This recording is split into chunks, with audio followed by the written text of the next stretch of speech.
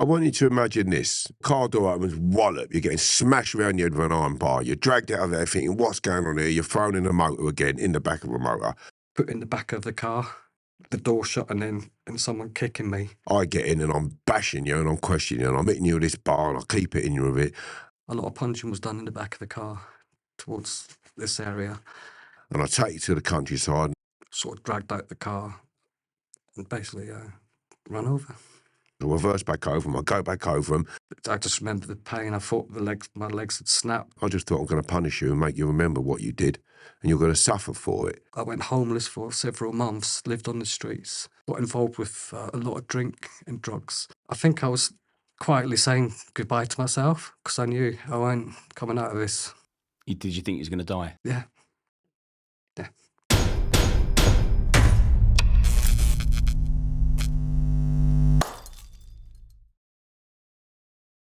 Will, thank you for coming on. Thank you. Thank you for coming on. I fully appreciate this is going to be quite a difficult podcast for you because you and Kev Lane you're doing the podcast tour at the moment, promoting Restorative Justice, and I've seen you on 2 podcasts already, which is why I reached out to try and put a different angle on it, where you and Kev are sat side by side and you're reliving what happened in 1992 when Kev Lane kidnapped and tortured you and the effect it had on your life. I wanted to separate the two of you and go in deeper with you from a level with understanding. I've also been kidnapped. Not many people know that. When I was younger, me and a friend of mine were kidnapped. So hopefully when you're telling me what happened, you'll know that I'm with you. And I am with you as well. And just so the people at home know, Kev Lane is sat directly behind that camera there. So he's going to listen to this interview with Will, and then we're going to speak to Kev afterwards as well. So 1992, Kev Lane kidnapped and tortured you and got convicted for that crime. And then your life spiraled out of control. I know you was Will. So just give me your full name. It's William Gilluley. William Gilluley. Because I want this podcast to paint you as your own man. Because you are your own man. And you've done extremely well to come back from the darkness that you was in. I know how harrowing it is coming back from a traumatic experience. PTSD, addiction for comfort. You gravitate to things that sort of make it worse, but you don't realise at the time. And so what I want to do is, if I may, is before we discuss the kidnap and the torture, which we're going to have to do in quite some detail to make it as impactful and relatable to people at home as possible, not only for victims, but also for people that are going out destroying lives with mindless violence, because you was actually the wrong person. But before we get to that, let's find out a bit more about you. Let's find out who Will is, because you're not just a torture victim. You're your own man. You've lived a life. You're a strong character, obviously, because you're sat here now. And I fully appreciate and respect that. Before we go any further, I tip my hat to you for being here. And I tip my hat to Kev for what he's just about to listen to, because it may be different when you're sat here by yourself. So where did you grow up? I was born and bred in Corby, Northamptonshire. Went to school there all my life. Sort of like a bit of problems at school with bullies, because I had ginger hair, freckles, natural health glasses. So when I was at school, I didn't really concentrate as much on the schooling. It was more like take it from the bullies and just try and get out, after school. When I grew up, I left the hometown to sort of better myself, because I just didn't want to be with the bullies anymore. So I wanted to go somewhere where no one knows me. It could take me for what I looked like: ginger hair, glasses, national health glasses, freckles, a bit overweight, and that people accepted me. So I started a career within the employment service. Was there for a couple of years, but as you gradually get older, you think, well, I want to better myself. So started looking for a new job, and I applied for the job with the distribution company. And that's when things started.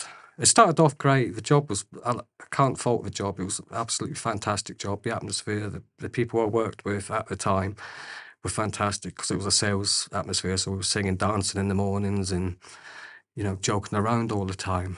But then one evening that just all changed dramatically. It was this place of work where you was accused by someone of stealing, was it £100,000 worth of equipment? Yeah, £100,000.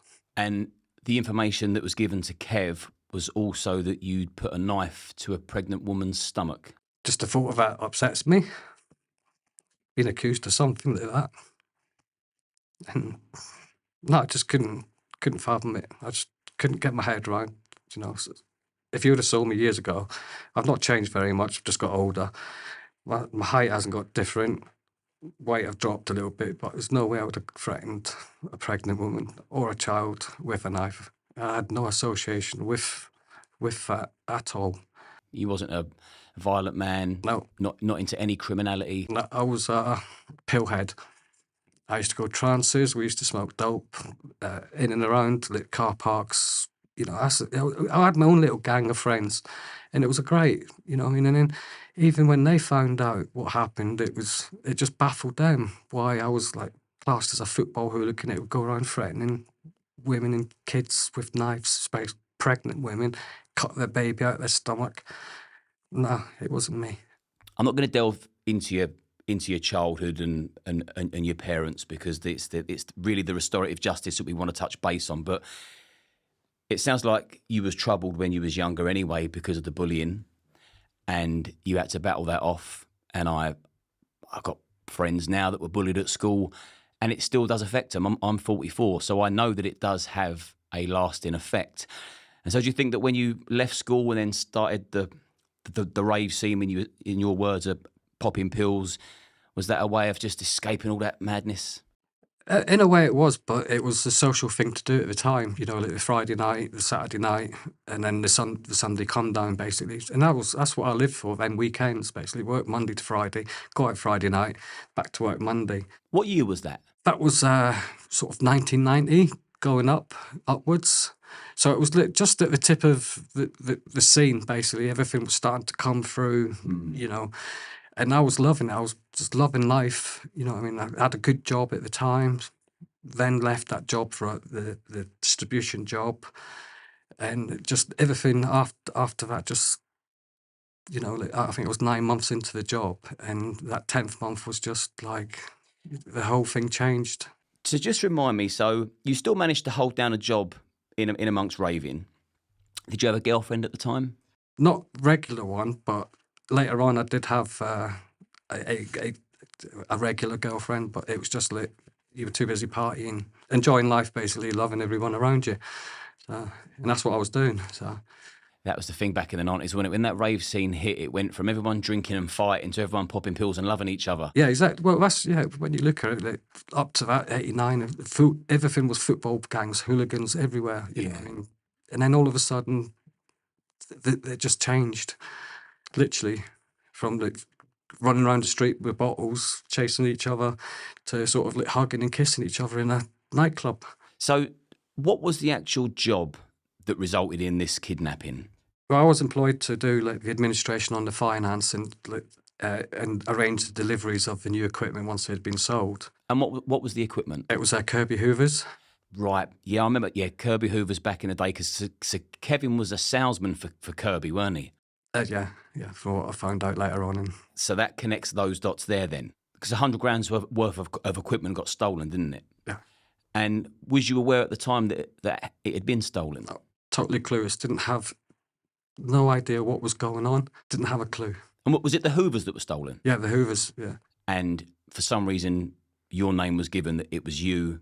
And in the process of stealing this hold-up situation, taking the Hoovers, the person that done it put a knife up to a pregnant woman's stomach, and somehow someone managed to put your face and your name to that crime. Have you got any idea how that happened? From what I've gathered later on in life, everybody thought it was me. It said it must be Will because he's wearing a £50 shirt. Where's he got that money from? Why's Will got money? You know what I mean? At the time, I wasn't called Will, it was Billy. I was called Billy. So later, you know what I mean, I changed that because it's, you know, because of certain things. But yeah, it was just because I was first to buy rounds of drinks at the bar. But if it was 4 or 5 of us, I would work it out. By the time it got to him, that's it. We're all finished. We're all ready to go home that night. So that's why people used to sort of think, well, where's he getting his money from? Where's he getting? I was just like, as any other person, I just looked after my money, and I bought the £50 shirt. It cost £5 out of cancer research or a charity shop, or a pair of jeans from a charity shop. But you know, as you do, yeah, brand new Levi's, 45 quid. You know, because when you look at 92, 45 quid was like having 450 quid in your back pocket. So, and again, like a £50 shirt, it's like a £500 shirt, and people would just think he's all smartly dressed, and you know, and it must be him. He's got to have the money. He must be. But no, it was. If you'd have seen where I was living, and what I had at the time, I had nothing because I'd literally sort of like just lived in like shared accommodation. I was just living out of bag. I didn't have no furniture, you know, and people just, you know, it was like a converted garage.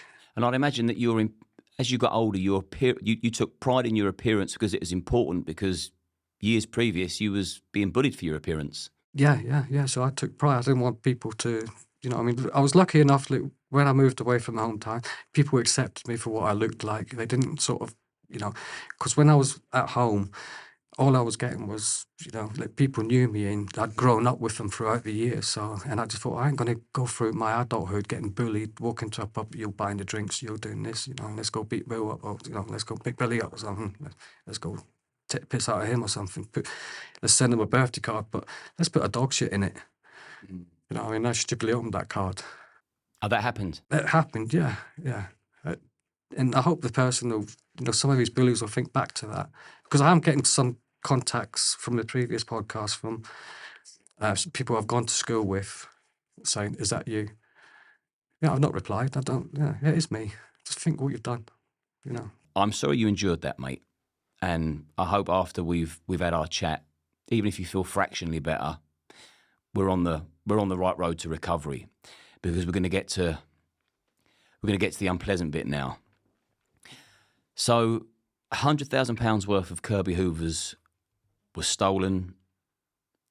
A woman got a knife put to her stomach who was pregnant. You didn't know anything about it. In the background, I can only assume the owners of this business had said to Kev, this is what's happened. And then Kev's taken the law into his own hands. Now, so Kev was a guest on my show only a few weeks ago, and very remorseful as well. It's not, even when you're not in the room, very, very remorseful. Didn't glamorize it at all. Completely owned he was in the wrong and wants to put it right. But at the time, he thought he was right. So I've heard it from Kev's side, but from your side of the fence, how did you? Do you remember the morning, the day you got kidnapped? Yeah, that day will never go. That day is the day it haunts me. Will haunt me for the rest of my life. I can close my eyes and I can see. I'm still sat in the car. I see. I'm there, sat in the car, and it does haunt me all the time. Was it a weekend? No, it was Tuesday or Wednesday evening, because what happened? What it was a group of us sat up in my flat. We weren't working that day because in the set you could have days off because if you worked. But we were all sat there, and the partner at the time had arranged to get some money off the managing director as a loan out of an advance off her wages. And we thought, smashing, we'll get some. We were going out that evening, and so I said, look, oh, you can buy the weed, basically. So that's why I went with her. And she said, oh, you can go and get the weed. Well, once I get the money off John. I went, yeah, no problem. And then we got down to the office. I said, I'll just sit here. I didn't want to, because she was going to nip in literally 3-4 minutes. I'll just sit in the car. So I decided to roll a cigarette. And all of a sudden, I just heard something. Then the car door opened, and next thing I knew, Kevin had whacked me right in the face with something, which I now found out that it was a bar and bust my nose. I think I was blacked out because I do remember seeing a white light, but then I remember being put in the back of the car, the door shut, and someone kicking me. And we went to, I think it was an area just outside Reading or somewhere, and sort of dragged out the car and basically run over. And was it just Kev in the car? No, it was driver, someone in the front, and Kevin in the back. And was you asking what's going on? No, they were shouting at me, asking me where the fuck's the money? What have you done with it? We're gonna fucking, get it out of you. There was lots of there was a lot of confusion going on in my head. I could feel pain. I could hear shouting, but I was just I was oblivious to what was going on. And I was just what's happening? What is this? What's this? I thought it was just someone having a joke coming over the wall, and next thing I'm getting run over a couple of times, being questioned and asked for phone numbers, and beaten. And When you was in the back of the car, was you saying you've got the wrong man? I don't know. I can't remember. I just kept on saying, I don't know what you're talking about. I can't remember. I think I was screaming and shouting, I don't know what you're talking about. I had no idea. No idea. They kept on repeated kicking and punching, and, punching. A lot of punching was done in the back of the car towards this area, and then got out of the car, and there's a lot of more. Was it Woodland they took you to? Initially it was Wooden, but they got spooked and then took us to another part of somewhere, and then the final part was when they dragged me out of the car to the canal side. So when you got run over during this process? Yeah, a couple of times, yeah. So they took you out the back of the car? Yeah, pinned me down. Pinned you down, any punching and kicking? Yeah, 'cause I was still rolling around, struggling, trying not I didn't lay there and take the car. I tried to not get run over, basically, but they were holding me down. Wow. And you're fully conscious as well? And I just remember the pain. I thought my legs had snapped and they were busting all, but they weren't. They were just severely damaged and squashed, basically, crushed. There's nothing broken. It was just all pure tendon and muscle damage, and basically, I do still suffer to this day when it gets cold. With it just goes a bit limpish, my leg. So From being run over, then, because they continued to torture you after that. yeah, I was back in the car then, and So they run you over, then put you back in the car. But was that in the boot or the back seat? the back seat. Back It seat. was all back seat. People asked me, what were you thinking at the time? I can remember having flashbacks, but that's because there was blows to the heads, and I was getting pictures, like I was playing my black Labrador. I got a picture of that, like a flash, and it was a picture I took of my mum and sister in the garden. That come back as a flash, but then I think I was quietly saying goodbye to myself because I knew I wasn't coming out of this. Did you think you was going to die? Yeah, especially when I hit a canal. Yeah, so after that, so they've run you over, then put you back in the car. Then what happened from there? That was a trip to the M4. I remember just lying there getting kicked and punched again. Same question all the time. Where's the money? Where is it? What have you done with it? I'm going to beat you till you take us to it. Then car stopped. I was dragged out and then taken to the side of the bank of the canal, and that was the biggest light I saw that night when I got smashed on I didn't realise I'd been CS gas, but I do now remember some kind of burning before hitting the water, but because I hit the water, it just washed away, so I was unaware I'd been CS gassed. But that night, I remember then falling and then going underwater, then sort of coming back up and hearing the car shooting off at high speed, and it went off at high speed, and then I managed to somehow get under the bridge and hide because I heard a car coming, and I thought they were coming back just to make sure I'm not about. And I'd gone. And so in your mind, you thought they're trying to murder me. Yeah, but then I'd managed to float along the other side of the bridge and get out. And I don't know how I got out, but there was no no one there to help me. I think it was 1 o'clock in the morning or something, freezing cold, March. And I don't know how I got out, but I got out. And I thought, I need to get away from here. So that's when because my legs were sore, I tried to stand, but I just couldn't put any body weight on my legs. So I had to sort of physically crawl across this road and then hid behind the bush embankment type thing. And every car I heard, I would just hide, and I would thinking that they were coming back for me, but they never. That's a hell of an ordeal, mate, to be hit with an iron bar, put in the back of a car, continuously beaten to a pulp, run over, and then thrown into a canal. And again, I tip my hat to you for sitting there and just reliving it and talking about it, because I also know why you're doing this. You're doing this trying to help other people. Yeah, it's only fair that I say that halfway through this interview, like, massive respect for you, brother. So when you'd realised that the car had now finally gone, where did you go from there? Did you go hospital, home, police?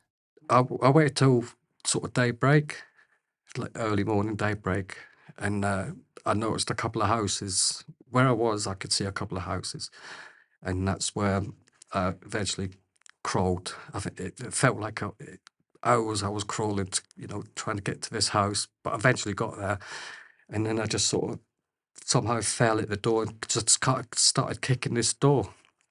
And a man and his dog came to the door. So that's where the dog comes into it. But I wasn't found by a man and a dog. I went to a man and a dog's house and I always remember the dog being there. And the bloke who opened the door shouted to his missus, phone an ambulance, someone's been run over by a car. And when the ambulance turned up, even they thought I'd been run over by a car.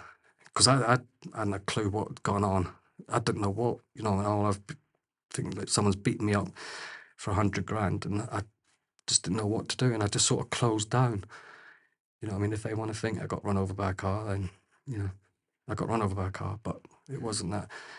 It wasn't till I went to hospital, and a couple of days later, I was known as, because I couldn't remember my name. It was weird. I couldn't remember certain things. It was maybe me choosing not to give my details at the time, because I was feared because what was said, we're going to come and get you and we'll get your family. So we've got your numbers, so I didn't want to talk to no one. So I just clammed up. And then when they were searching my property, they found a phone number wrapped up in a cigarette packet, and they rang it and said, yeah, he's been missing for a day and a half. And that's when it all come to light. Because they'd been looking for me in Reading since that evening, because my friends had reported me missing at 10 o'clock that night, because my girlfriend had actually gone back to the apartment, and my friend said, where's Billy? She said, I don't know, he wasn't in the car when I got the money. And she just sort of went back to the apartment as if nothing had happened. So, but then it transpired that what had happened had happened. And at what stage did the police take this seriously? As soon as that phone call was made, and when the hospital made the phone call to that friend of mine, he said, yeah, he's been missing for 3 days. They automatically got the Metropolitan Police involved. They were already involved, but they were treating it as a car crash, a hit and run, basically. But then Thames Valley Police took over and started taking care of things. Did you go to the trial? I did, yeah. Do you remember how long it was, the time between the kidnap and the trial? It was quite lengthy. It was just over about 6, 7 months, 9 months. Yeah. Waiting. Did that give you enough time to kind of get your head together and make a little bit of sense of what happened? I was getting supported a lot by the police, and they were sort of like, because I had to give evidence, basically. They were sort of making sure I was still okay and I was comfortable, and But it was after the case they failed to let me down, basically.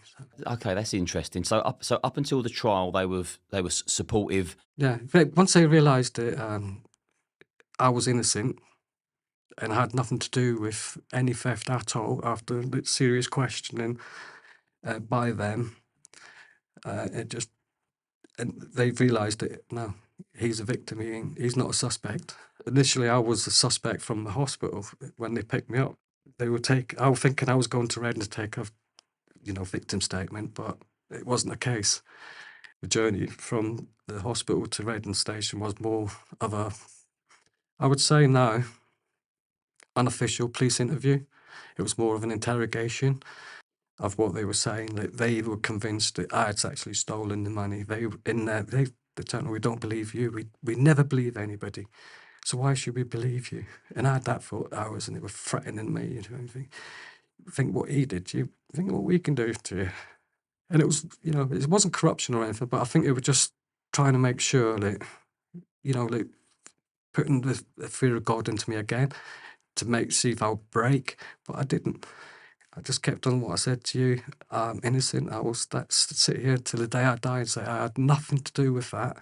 And they just realised that once we got to Reading, because anybody had gone through what I'd gone through in that hour and a half journey was like another kidnapping to me. That's what it felt like. Yeah, I bet. But then as soon as we got to the station, I was put in a room, and then the policeman that brought me up, I didn't see again. Never ever saw him again. But there was 2 other policemen, and they were nice. And that's when it all started to change with the not so much of a, you did this, you are a victim here. To be treated as a suspect after an ordeal like that must have blown your mind. Well, yeah, and I've always asked myself, why me? It's now starting to make sense. It's starting to tick a lot of boxes with me, why it was me. I was put forward by my colleagues. Why? Because I dressed smartly. And, because I had nice things.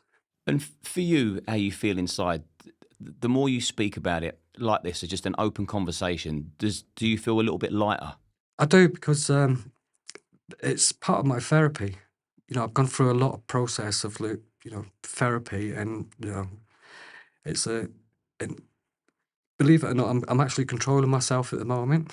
I'm actually trying to concentrate on answering your questions, but I'm in another place at the moment because it's just taking the emotion away. And it's part of your PTS therapy is where you sort of you think, just build yourself a little area, a little world, similar to Sim's world. Well, I'm sat on the beach at the moment drinking a beer, but still having this conversation with you. But in my head, just get away from that emotion. That's what I'm thinking. So that's why I'm sort of being a bit, I've got to sort of pause a little bit and go there for a minute before I can respond to your questions. Well, it's great that you've got a mechanism that you've attached yourself to that helps you deal with your trauma and process it. I mean, that's great, and that's headway. So you may have to take yourself back to that beach now. I'm still there. Yeah, you're chilling out. The trial. How did you feel when you was sat? I mean, it's daunting being in a big courtroom, especially a trial so serious as that. Did you feel intimidated or scared when you saw Kev in court? The first day of the trial didn't go ahead because I failed to show up at Reading Crown Court because I didn't want to go. I decided that morning to take myself for a nice big walk with a lot of drink and drugs. And basically, the trial didn't go ahead on the first day. And then it got moved the second day to Oxford Crown Court. But on the first day of the trial, I just went for a walk and did a lot of stupid things. Literally got absolutely off my head on drink and drugs. And then the police came round. I went actually home about 2:00, and 2:30 the police come round and give me a right bollock and say, you've just cost us an absolute arm and a leg fortune. We now have to relocate to Oxford. And I went, I'm not going. And he goes, oh, you're going to turn up tomorrow. We're going to come and get you. I said, no, you're not. I said, I'll make my own way. So the second day of the trial, a friend of mine took me to Oxford. But on the way, I had about 4 Stellas, a couple of spliffs, and got to the court. Went to Wetherspoons, and by about 10:30 that morning, I had a full-blown session. I was actually steaming drunk, and I was told at the stand to leave court and to come back sober. Again, day 2, suspended. And eventually the police took me home and said, we're going to look after you tonight, so you don't drink. We're going to take you to court tomorrow. So I didn't drink that night, but I actually did drugs in the bathroom that they were unaware of, because they thought they weren't going to stop me from, my little pleasure of blocking everything out. So, but I did go to court the next day, give my evidence. That was it, pat on the back. There you go. And so when you was in the courtroom this time, compos mentis, do you remember how you felt? Oh yeah, I remember it to this day. I was like emotional. I was a shaken, nervous wreck. I couldn't look at anybody that side of me. I just kept on staring at the judge. Well, they said to me, like, just focus on the judge, as if you're having a conversation with the judge. And that's what I did. I just focused on that. And do you remember when the guilty verdicts got dished out? I wasn't. When I'd finished giving my evidence, I asked the police officer, "Are you picking me up to bring us up tomorrow? Because I want to come and watch." And he said, "No, we don't want you here. We don't want you to listen to anything that's going on here. For your own safety, it's best if you just, go, disappear. Not come back, and we'll ring you with the verdicts." But from what I gather, the reason they didn't want there was that at any point it could have been an attempt at my life again, or something. That's what they were telling me. He knows a lot of people. And did that cross your mind at the time when you was giving evidence that there could be further repercussions? Yeah, he had phone numbers. I had to disassociate myself with a lot of my family. In that fear that he could ring them up and go, "Yeah, I'm coming to get you." You know what I mean? So I disassociated myself for years for them. You know what I mean? Just nothing to do with them. How did it feel once you realised that they was behind bars? No different. Same, yeah. He knows people. That was all going through my head. He knows people. Just maybe a case of like one day I'm walking down the road and. Do you remember how long he got? I think it was about, in total, 8 years. Well, I thought, that's great, 8 years. But then I found out later it was 8 years, but because of time on remand and good behaviour, it was. I think it was about 2 years or something. But all my fear, because I was moving around by then, I thought I'll just keep moving around, and I went homeless for several months, lived on the streets for several months, thinking that was a good bolt hole. But I eventually just got involved with a lot of drink and drugs. I nearly got addicted to a certain homeless drug everybody was doing at the time. Heroin? Yeah. I didn't want to go down that. What did you do, start smoking it? I didn't want to do it anymore. I just thought, that's it, got to get out of here. But what am I going to? I've got nothing. I can't go home. If I do, what's going to happen to my family? So I just sort of, I call it my black area. It was 7 years of, just wandering around. Why me? Why did people think it was me? Why? The homelessness, the drink, just to, and the barricading myself in rooms, at night when I come home. Because you're probably thinking, well, hold on, he's gone from homeless to shared cop. I picked myself up from that homelessness, and I had to make a decision. I couldn't live there. If I did, I would be sitting here today, because I would have probably been dead probably about 20, 25 years ago now. So, but I just had to pick myself up and move on. And so, yeah, I got a little job to fund my drinking and my drugs. But that was my only block out, was the drinking drugs. Was you getting any support? No, nothing. No aftercare? No, I was promised a lot of things by the police, not a full relocation package, but it was more of a case of if you wanted to move anywhere in the UK, we would put a flag on you. So if anything happened to you, then the first person we would speak to would be Kev Lane. That's what the first person, because anything, if anything was to happen at that time, they would have gone straight to him. But I just kept on moving around the place, so he wouldn't sort of try and find me. Was it brought to your attention when Kev was released from prison? No one rang me and said he's out. I got a phone call from a police officer in 2024, late 2024 or something, saying he's just been done for murder and he'll walk in, but he'll come out feet first because he'll probably get killed in prison. So calm down. You can relax. He's gone. He ain't going to bother you again. And I took that, I thought, I can breathe, but hold on. There's still people out there, you might have had legacy or something determined to find me and get me. So that was all back of my head. But So you lived in fear you've lived in fear pretty much up until now, which has been, how many years ago was that?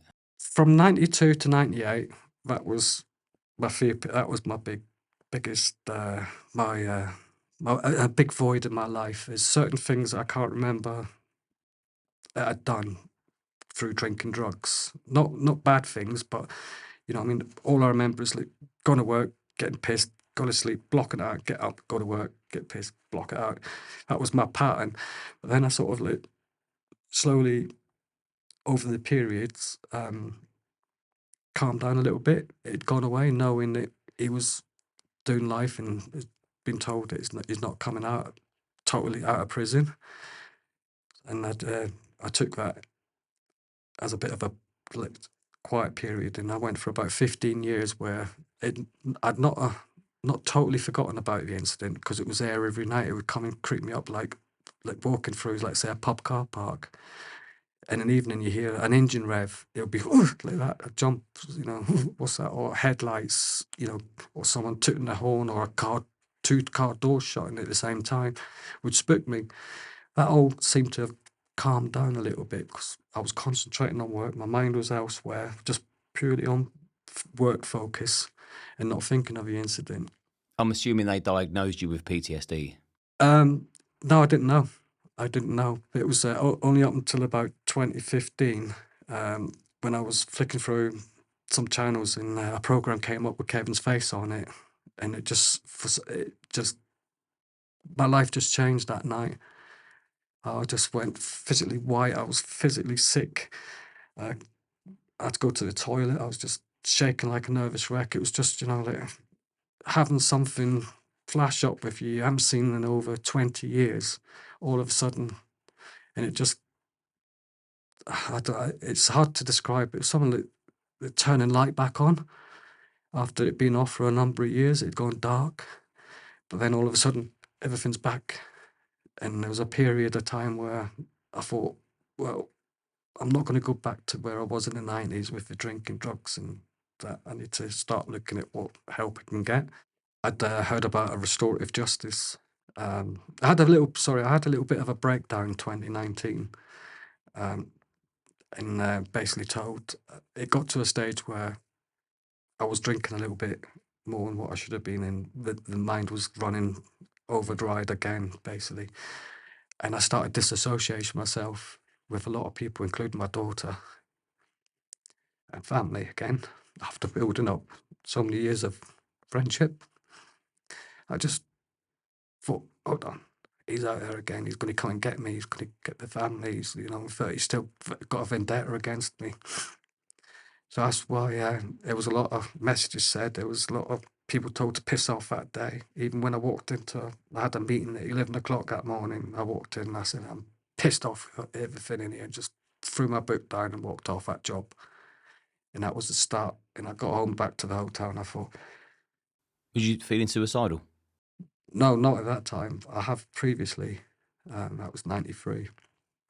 And I just went back to the hotel and I thought, I'm not going back to where I was in 92 to 97. I'm not going back down that route. I've got a lot of good things going for me. But in that week, I lost everything. Literally. Lost contact with my family, my daughter. We didn't speak for about a year. That's my choice. I didn't want to. I just felt that he was out there again. He was going to get me, and I had to do something about this. I had to, because I can't have him ruining my life again. You know what I mean? Second time round, and so then I started looking at restorative justice. How did restorative justice even come on your radar? I was just Googling victim support and what help was out to people who was involved in an incident so many years ago. Is there help out there for people like me? You know what I mean? Who's probably sitting suffering now, probably watching this now? That's me. That's me deep down. A lot of people, I've done a lot of covering up over the years. This is shocking people finding out it's me, to the extent that my nephew and he follows Kevin. He's followed him for years, and he knew about the kidnapping, but he didn't know it was me until last week, and it shocked him. Literally, it's shocking people left, right, and centre. They just can't believe because I've kept it such a secret. There is a small handful of people who I've let know, but I've lost jobs over it. I've lost a lot of things over it. Sometimes I wake up on a morning and I'm anxious, but I'll phone in to the company and say, I've got sickness and diarrhea, I've got a headache. And they don't realise what effort it takes me to get out of bed in the morning to get out of that front door sometimes. Sometimes I can have a bad night, I can have a good day. I have good days, be bad days, basically. Crippling anxiety. And you don't know when it's going to smother you. You get anxious about being anxious, and then you're anxious, and then you can't talk about the anxiety because you're too anxious to talk about it, and you're in that wheel. It takes a big pair of balls to do what you're doing minus the anxiety. It really does. So what is restorative justice exactly? Restorative justice is where the victims and perpetrators can meet, or it can be the perpetrator and the victim. It can be either one's choice. So basically, I contacted Restorative Justice through victim support after doing a little bit of research and finding, if you scrolling through their pages, there is that service. And I looked into it and I spoke to, initially it was telephone conversations. Then they see if it's worthwhile for victim support to put you in contact with their Restorative Justice department. So I was successful in getting that, and it started from there initially with a victim support person who then put us in touch with Martin Havelock from the Oxfordshire Restorative Justice company, and basically he rang me up. We had a initial phone call, then it was a face-to-face chat, which was quite a long one. It wasn't a case of an hour, it was like he wanted to know everything, basically, and why I wanted to do it, basically. And I just wanted closure, and part of that closure was part of my therapy. Meeting the perpetrator, and see what he's got to say for it. Because I'd spent years asking myself, why me, knowing I was innocent. But other people around me, probably up until I saw this podcast, probably thought the same. Even, he didn't get money. Then they contacted Kevin and asked Kevin, Will's contacted us and he wants to have a meeting. And I'm glad to say he agreed to that meeting, because if he didn't, I think I would have been sat here today. I think I would have gone another route at some point. Before you met Kevin for the first time, did you have a list of questions, what you wanted to ask him, or was it more a list of things you wanted to tell him? That was just one question. Why me? And I asked him, why me? And he told me, he explained that to me. There's certain things that day at that meeting, it was said, I think we need to keep confidential. It was an emotional day, but there was a lot said, and I think that should be just between myself and Kevin what was said that day, because it was emotional. It was good because of the outcome of where we are at today. Getting the message across, it does work. It's not a case of Kevin's met me that day and then waved me goodbye. He's been there for me, because he knows he's wrong, and now he's trying to help me, and he is helping me, and not just what other people think financially. It's not that. Just speaking to Kevin and being in his presence is my therapy, because I know he got it wrong, but in his eyes, he got it right. A lot of people that done what Kevin done, if a victim reached out to him to say, I want to do restorative justice, I want to see you face to face and get to the bottom of this. I'm hazarding a guess here, but I don't think many people would agree to that. I think it would be easier for them to block it out, I went to jail for it. It's done. I don't want to bring up the past, or they don't actually want to face the reality of what they've done and look at someone's life that they've destroyed. They'd probably spare themselves that feeling because it would be very easily avoided. It would just be a straightforward, no, it was in the past, I'm leaving it there. Well, that would be their choice, of course. The reason being is that I would look at, was I innocent or was I guilty, and did I deserve that? In my case, I didn't deserve it. I was not guilty. But answering your question, there's people out there it's probably deserved. You know, if Kevin had got the right person, the person who'd done that deserved it, in my eyes, in threatening a woman with a child. He deserved that. But I wouldn't expect him 30 years later to come and ask for a meeting with him. I'm looking at people who's innocently been involved in crime for whatever reason. You know what I mean? May it be for mistaken identity. There's a lot of them out there. You know, even burglaries, you know, it has effect on people. You know what I mean? Why that burglar went into that individual's house, you know. It's not a case of just, that's the perpetrator's choice. They can turn around and say no, but it's got to be either party that makes the first move. As with me, I made the first move. But Kevin, as I said, Kevin could have turned around and said no. And I would have to accept that, but I would have actually wrote him a letter and, you know, explaining, you know what I mean, the circumstances that you got it wrong in. But that was another option with restorative justice. You can actually write a letter to the individuals. But you wanted the face-to-face? I wanted the face-to-face. I wanted him to know he got it wrong in what he'd done, how it's affected my life. And how did you feel about Kev when you first sat opposite him after all them years? I was angry to begin with. I was angry because, but I was angry with myself, knowing that I'm innocent and he doesn't know that. And the whole point of the meeting was to get that across to him, was that I was innocent.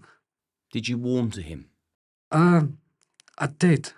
It was when he apologised and the way he said sorry and just the remorse in Kevin's face that day. I just broke down, literally.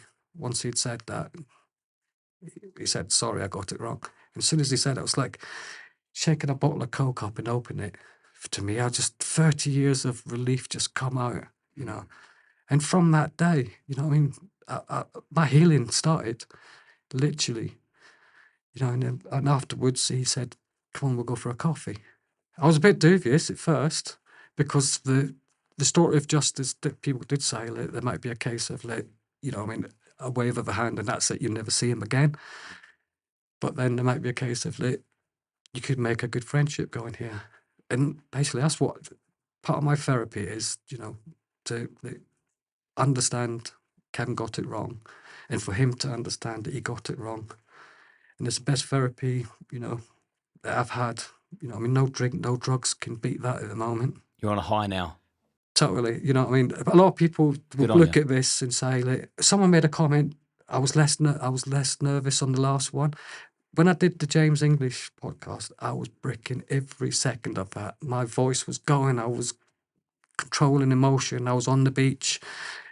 And, you know, hopefully people will look at this, he's getting more relaxed now. I'm getting relaxed because I'm getting the message out. I'm talking about it more, and it's healing. Each podcast is a heal to me at the moment, especially with Kevin behind me and supporting me. That's the key thing to this. You've done really well, mate. You are doing great. It's again, I tip my hat to you. Just the power of an apology. If someone's got it wrong, to put their hands up and say, I mean, there's no honour in torturing somebody, obviously.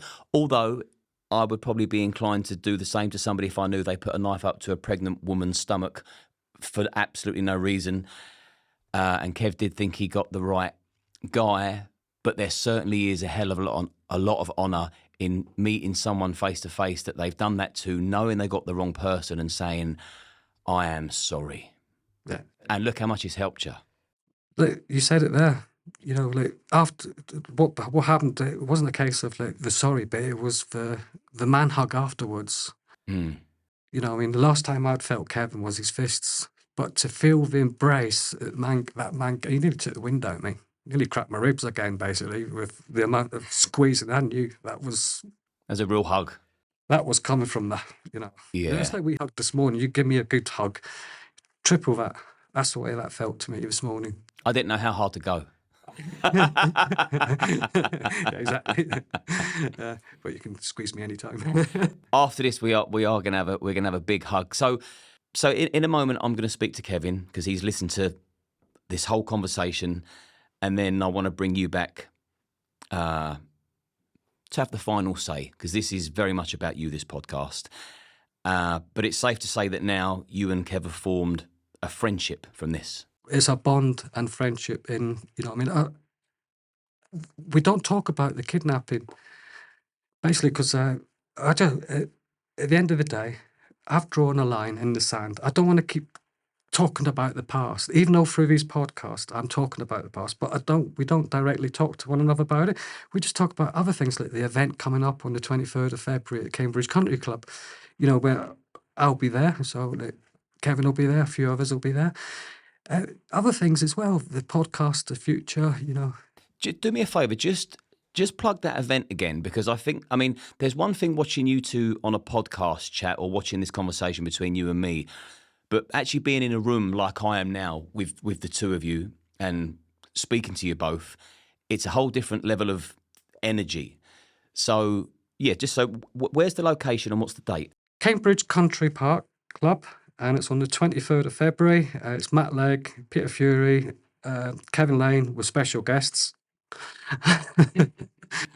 Sorry, I just give one a... Will you have a drink that night? I limit my drinking, but I'll probably One or have two. a couple, one or two, yeah.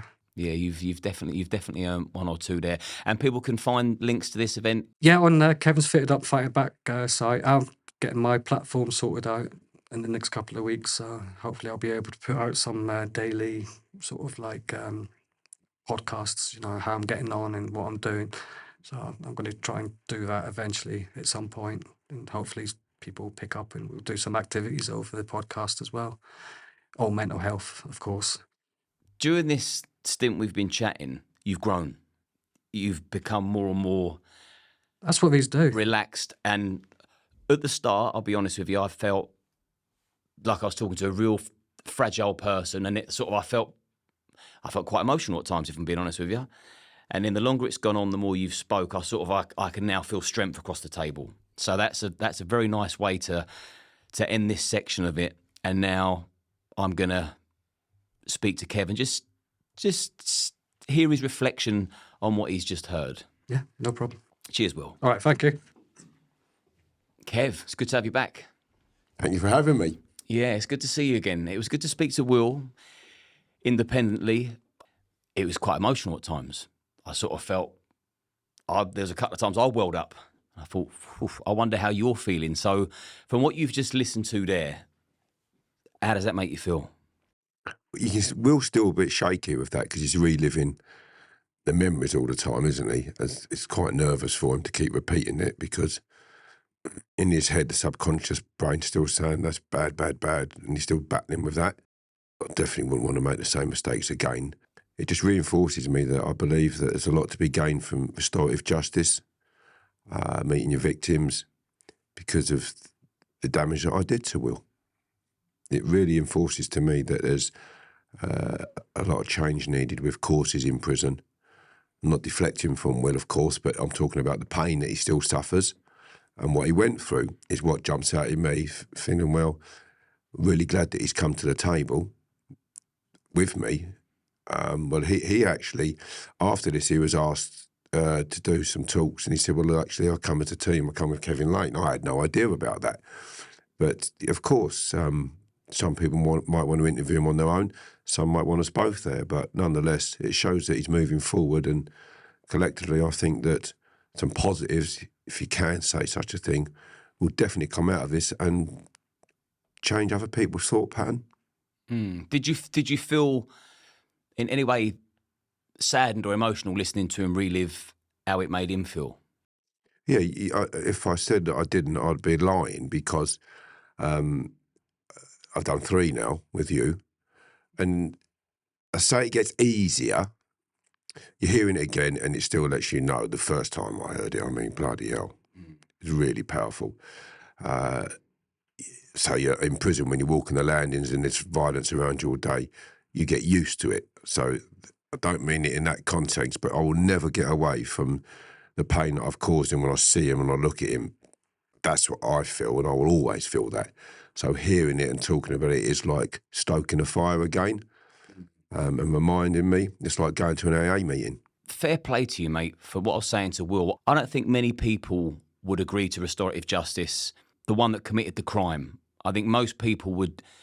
It'd be a lot easier to say, I don't need reminding of my mistakes. I don't want to enter into that.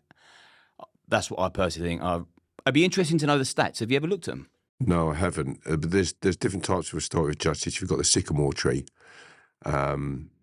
which is a great course, but you don't get to meet not all of the people who attend the sycamore tree get to meet their victims. They get to meet a victim of a crime that happened many years ago, and they just retelling their story.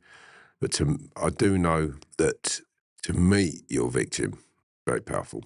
But there'll be some people say, I just don't give two monkeys. Well, that's their lifestyle. That's maybe the way they thought. But I do think that it would do a lot of good if people were to meet their victim.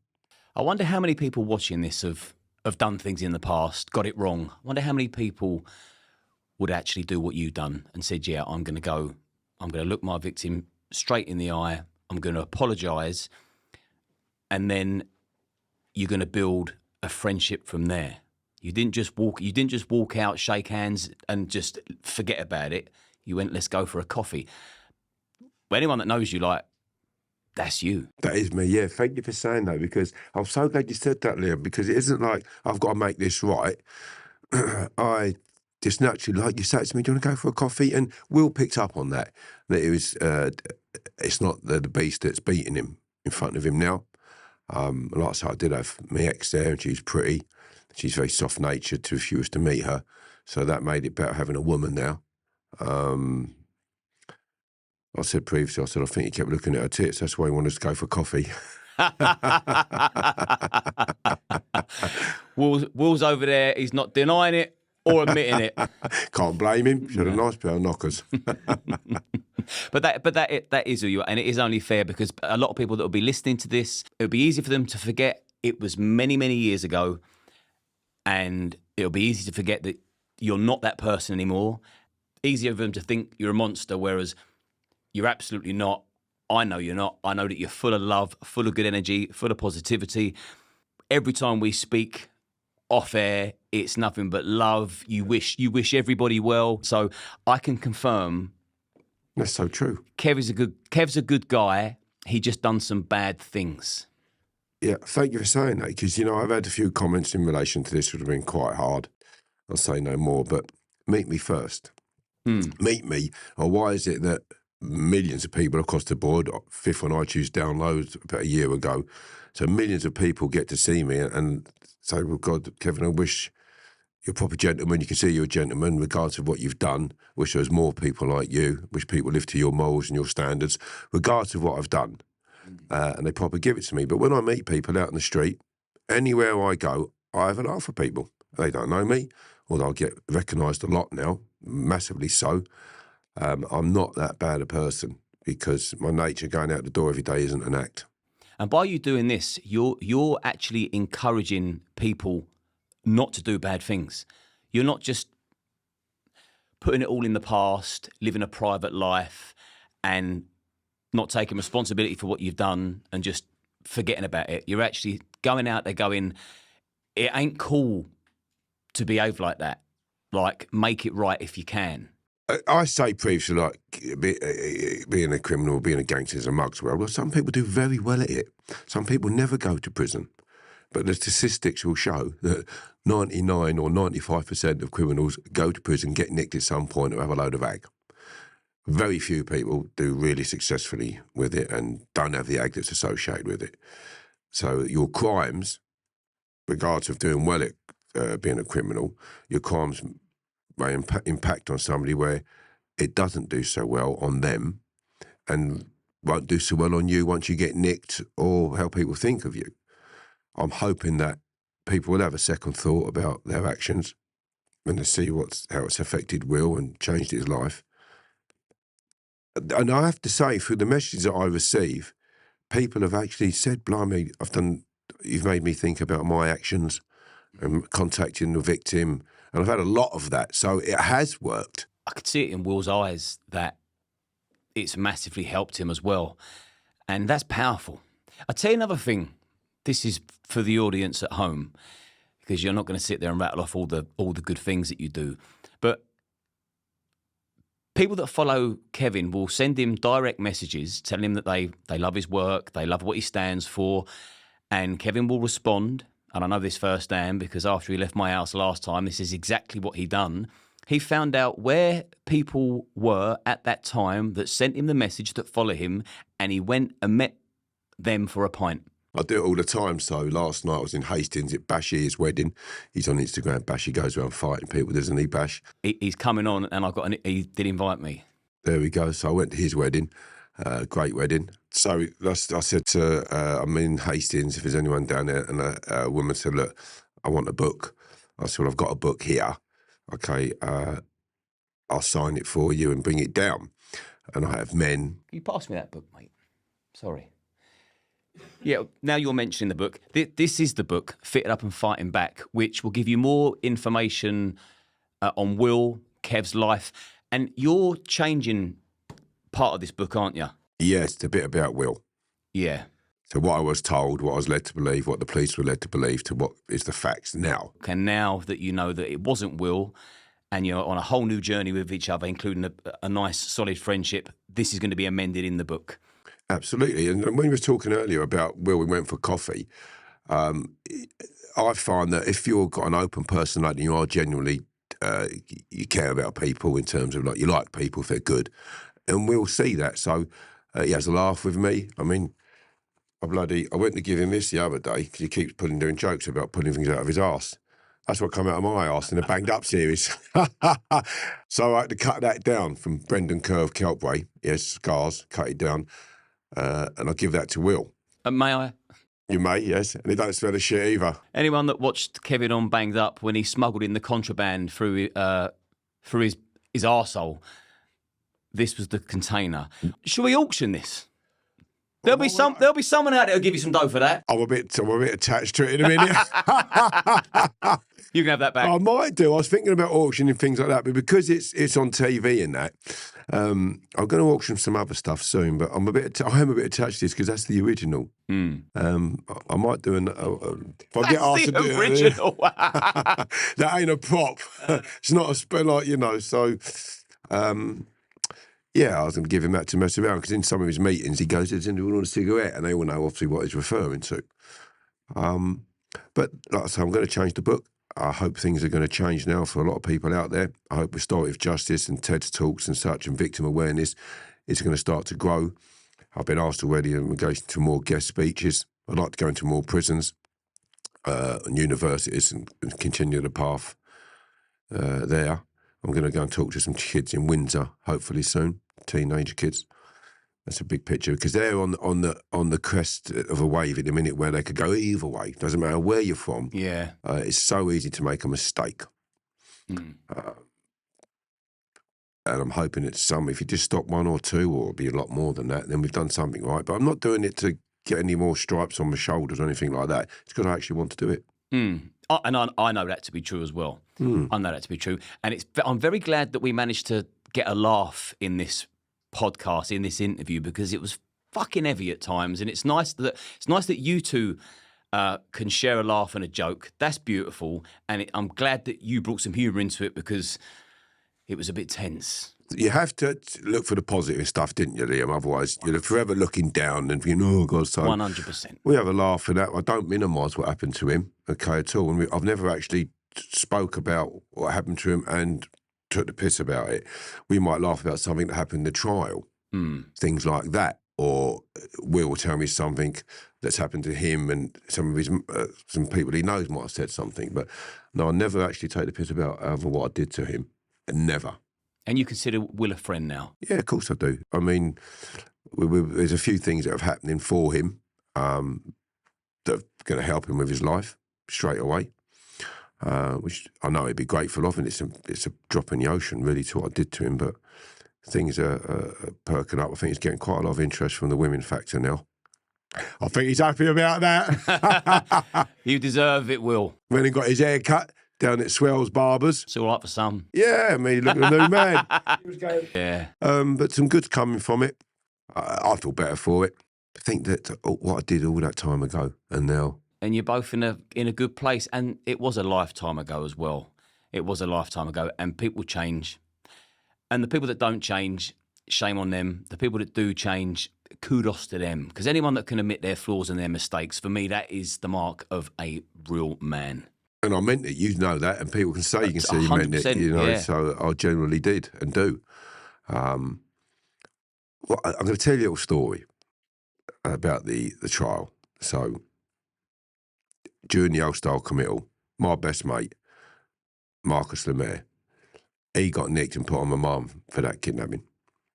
And the old Bill said, if Lane's there, Lemaire's there, nick him, right? So he got nicked. I'm smiling, right?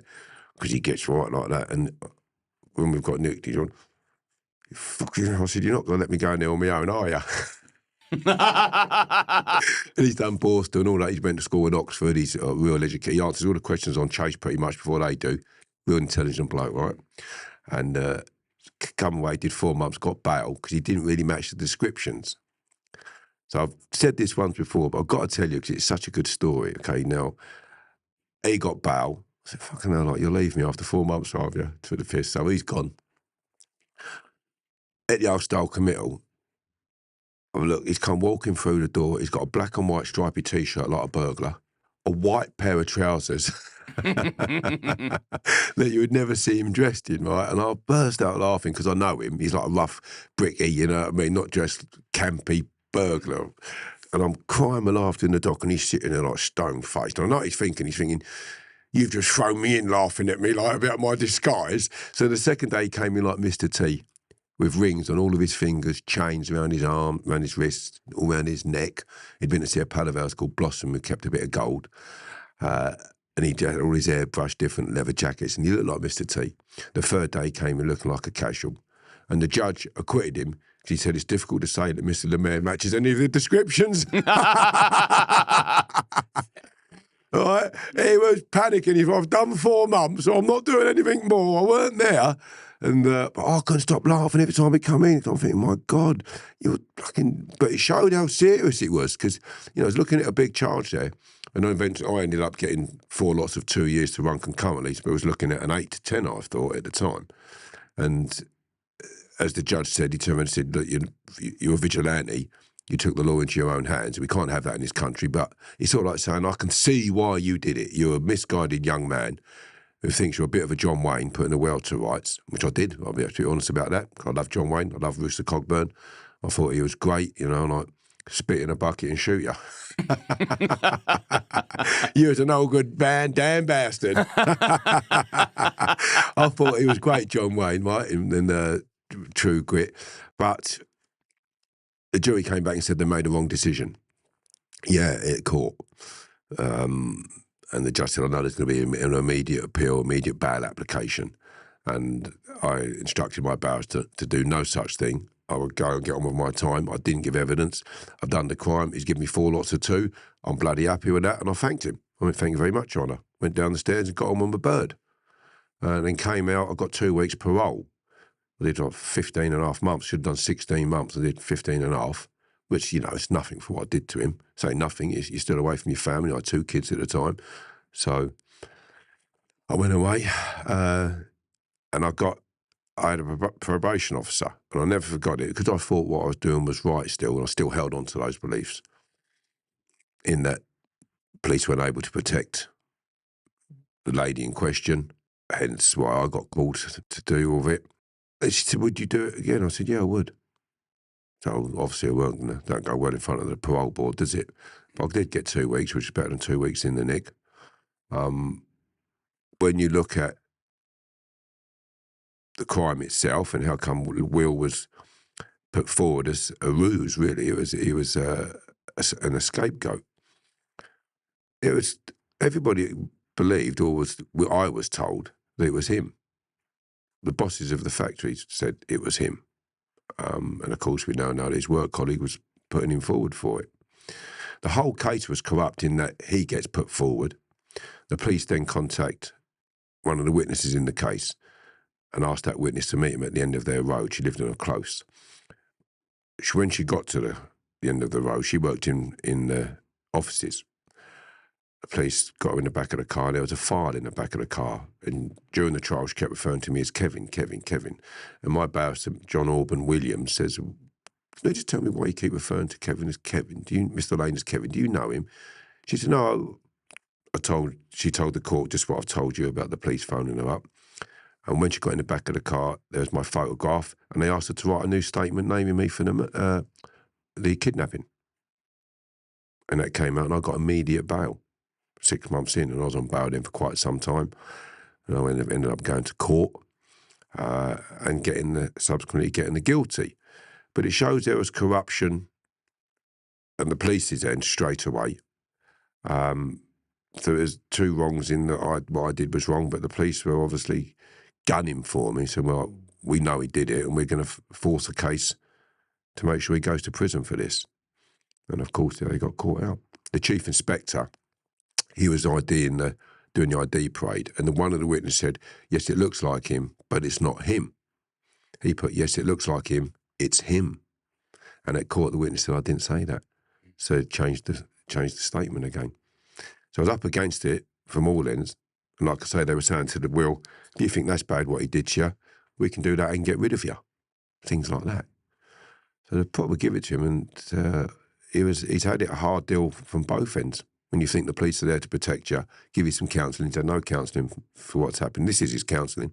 I wanted this to be like therapy. I wanted this, not normally, podcasts, you're laughing and joking at any given opportunity, and you sort of make light of heavy situations, but I know I wouldn't want to be making light of that situation, and I wanted this to be a bit more than a podcast. I wanted you to come away feeling lighter, and I feel great if I make somebody else feel great. So it is a win-win. Plus, it's always nice to see you again.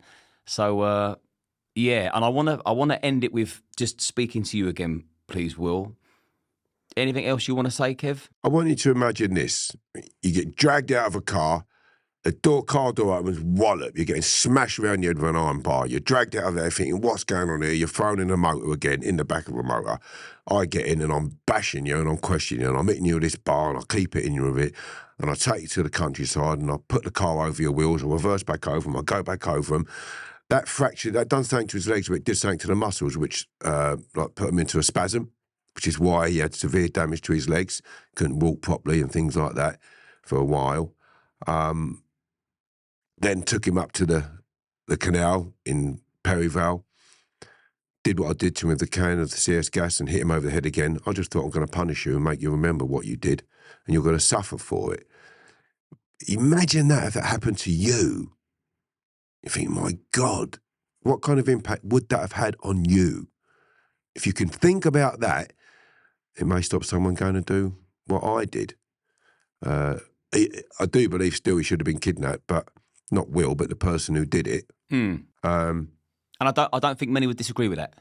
I think pretty much every woman, might be the odd one or two, will say, no, I still don't believe in it. But if it happened to them, they'd say, I think it deserves some sort of punishment. And again, that isn't glorifying it or justifying it, but we live in a murky world nowadays, don't we? And some people like the John Waynes. God bless you. Cheers, Thank Kev. you very much, Liam. See you soon. See you soon. So, gents, this is nice to have you both together at the end. It was nice that we could sort of find a bit of laughter in amongst that story as well. It's always been my favourite medicine, that's for sure. And not to make light of any of that at all, but it's good that you two can have a laugh together and you're spreading some real good stuff in the world. But I just want to ask you, after seeing Kev speak independently to me, and also people will want to know this, do you believe Kev is remorseful, and do you forgive him? If you'd asked me that question about 10 years ago, no. Because in my eyes, he'd done wrong. But on the information that he was given at the time, and fast forward into where we're sat today, is that I now know he was given the wrong information, and what he'd done on that information without actual facts until later on in life that he found out it was wrong. And I forgive him for that now. And you believe he's remorseful? I do, yeah. I've seen it. Mm-hmm. So every time we meet, we have a hug, and believe it or not, the power of the hug. You say the power of love, the power of a hug. He nearly breaks me.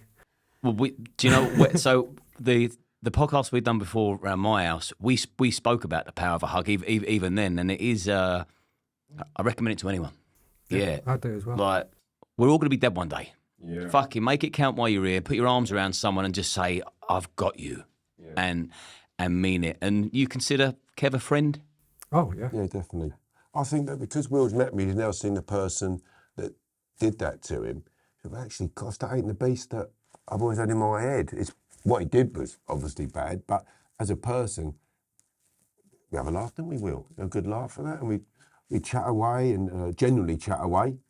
And what was it you like about Kev the most? Oh, he's funny. I believe it or not, he's got a bit of a personality about him, which I like, but it's a similar personality to myself.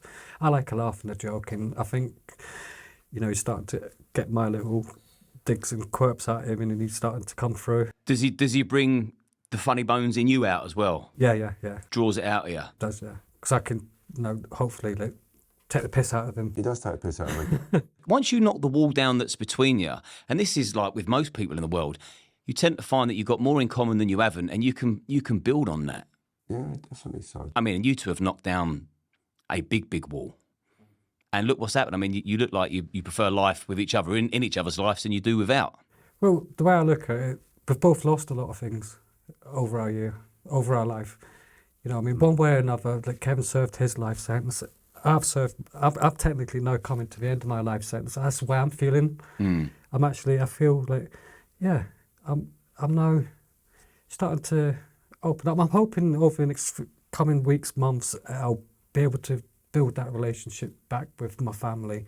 But they've got to understand it just takes time, and I've just got to adapt to that. But our friendship's there now for, it's a bond. There'll be a trauma bond in there somewhere. Yeah. What happened was Evie. It's not just me who's got PTSD.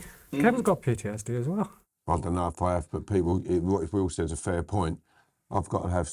I see some psychologists and therapists over the years I've been released, and on 2 occasions, both said we never would have known you'd been to prison if you hadn't told us. And you conduct yourself well. There's no cognitive defects that we can notice that are alarming and such. But we've all got them. Maybe mine are a little bit more suppressed, or because of my thought pattern, maybe, and how I did my time, has helped me to come out in the manner that I have. In that I didn't have a TV sitting there, click, click, click, becoming brain dead. I worked on my case. My brain was constantly functioning, thinking, turning over. And then I trained really hard. I ate well, and I had a drink. So I'm getting rid of the emotions by laughing and joking, crying with laughter sometimes, getting rid of the stress, or some of the stress, as much as I could every day by beasting yourself in prison, because that's what I did. I beasted myself sometimes twice a day and soaking wet with sweat, a puddle on the floor that, literally. I think if I hadn't done that, I wouldn't have come out the way I am now and been so understanding. I might have been heavily entrenched in my views and not given a monkey's for someone. But I do. But I don't believe, actually, because with me and myself, I've always been a very caring nature, but it doesn't mean that other people that haven't had hard struggles wouldn't come out of it the way I have. So you have to take that into mind, that sometimes just because they don't want to take part in it, it's not because they don't really want to, it's because they've been made that way through certain things that have happened in their life. But what about if you had to see the victim? If your victim wanted to see you, you had to see them through a screen, you was forced to see them as part of your parole process. Sit there and answer the questions from that victim. I wonder if that'd be powerful enough to really hit home. Look what you've done. Look what you, and that person said, I'm not here to attack you. I just want to meet you and say that I'm the lady, or I'm the man, or I'm the young boy that what you did this to. And so you can meet me and see that I'm a nice person, and maybe that will have you think twice about doing it to another nice person next time. I'd love to check the stats to see how many people in your position would actually go through with meeting the person that tortured them. Yeah. I wonder how many people would actually do that. I mean, both of you in your own different ways have been like tremendously brave and honourable. No matter what people, there'll be opposing views in the comments. Of course there will be, but you've got to see both sides of the coin. I mean, you both certainly are, because you sat shoulder to shoulder. It might not benefit certain people depending on the crime it's committed, but what Kevin's done, I think, with them meeting and getting them at an early stage of that process, rather than 30 years later, there's less damage caused then, because you can then build up that, through talking, I've come to understand what he did and why he did it. But years ago, I was asking myself, why me?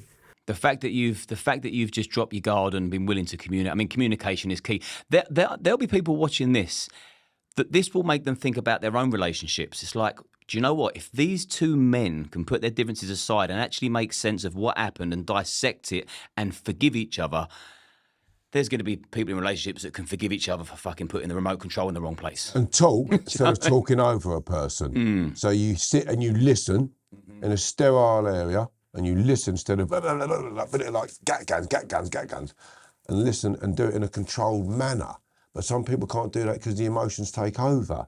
So we had a controlled meeting, and it was very sterile with a judge there and other participants that were sitting there through it. My probation officer was there. Actually, I respect a lot. Man's man, real decent man. And I mean that. And that environment in the area itself, definitely, we would have been okay anyway if it was in a front room with couches. Okay, a warmer area would have been better because it was bloody freezing, weren't it, where we were, Will? Dark and big drapes over the windows. It was used for Mormons a lot of the time. It was really cold, icy, had a dark feeling about it. Instead of somewhere warm and welcoming. Face it, cold you associate cold with death, warmth with life. See, it's fucking freezing, wasn't it, where we was? But regardless of my perception, mine as a person and Will's, there will be other people that are gridlocked and they did things for whatever reasons and they still believe in them. But as they get older, they might change. When they're younger, they might have a different thought pattern if you grab them now to when they're older. So you've got to get them now whilst there's still time. We've got to let them go for a massive period of time before they mature in a different manner. We all mature differently. We eat different foods as we get older, don't we, normally? So there is a massive thought pattern change in that person. So there's two different times when you could hit these people and it both have an effect. But nonetheless, I do believe that at varying degrees of a person's age, you will have a massive transformation in their thought pattern if they meet their victim, forced or not forced. Yeah, I agree, and I respect what both of you guys have done. On that note, I know we've mentioned it once already, but I know what it's like to be with you two in a room, so other people have that opportunity as well. Just plug the event where you're both going to be. We have an event on the 23rd of February at Cambridge Country Club in Bourne. It's on the edge of Cambridge, so it isn't, you've got to go right into Cambridge for it. It's actually right, it's not even considered Cambridge by some of the locals up there. It's a palatial event. Tickets are flying out. Will be there. A number of other VIPs will be there. Not just myself. You've got Peter Fury, Matt Legg, Kenny Collins. Kenny Collins will be talking about growing up as a child where there's no roofs on the buildings because he grew up during the war. After the war, and you just help yourself to goods in that building and you become a thief, or a thief through necessity because you needed money or you needed food because you were bloody hungry. How people have changed their lives, how they grew up, and what made them go that way. So it'd be a great opportunity for people to come and meet Will and talk to him firsthand, as well as Nick Yaris, who was on, he's been on TV quite a bit. He was on death row, and he sacked his legal team and said, "I've had enough of you lot torturing me after 15 years." And then they found some DNA that exonerated him. Otherwise, if they'd have brought the death sentence forward as he asked, he'd be dead. Yes. So he'd be there. I've spoke to Nick. Tommy will be there, Tommy Robinson will be there. So he's a great journalist and people would like to ask him some questions on manner and he would like to be interviewed. Sid, Owen, and quite a few more from the cast have banged up. Sophie Wallace, she's in a tribute band that flies around the world plays Fleetwood Mac. beautiful, but they fly all around the world. So there's a lot of collectively different people going to be there, and I haven't mentioned all of them. Okay, so get your backsides down there before all the tickets are sold out, because they are selling out, and it's going to be massive. It's a Q&A, not for very long, hour and a bit, and then there's 2 restaurants in there. It's all tables, and then there's a drink and a party, and I'm brewing 56 litres of hooch for it as well. Kev's hooch is on the menu. Come down and taste some of that. Well, I said, didn't I? I wouldn't be surprised if years down the line that they're on the shelves being sold. It's going to be in Prime, Amazon, and it's going into production. We're looking at that right now. We have to do a lot of legal work in relation to that, how strong it is, the guidelines, and the premises where you have it clean. It has to be health and safety checked. So we're actually doing that right now. Lifetime supply for Will. Oh, bleed, I couldn't supply it enough. And are you looking forward to the event? I am actually, yeah. Not nervous, you just... No, just nice to meet a few other characters. It was round about at the same time and that, so... Yeah, you should. You will get a lot of love at that event. And what does the future hold for you, mate? I'm just taking each day as it comes now. You want to rekindle the relationships with your family, didn't you? Yeah. I want to sort of try and build that up in the coming months, and sort of try and get that back on track. You know, it's going to be a bit hard, awkward, because we haven't spoken for many, many years. But that's the plan. These podcasts that you're doing, the conversation that we've had today, you have spoke to them. They'll watch this and they'll hear what you've had to say, and they'll know it's directed at them, and that will hopefully make it a lot less awkward. And if you can forgive Kevin, anybody can forgive you. So let's hope that all comes together nicely. And gentlemen, I've loved having you both in. I love a happy ending. It don't get any happier than this. Good health to you both, and good luck in the future.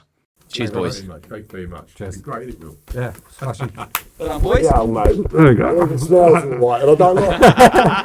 This is aftershave.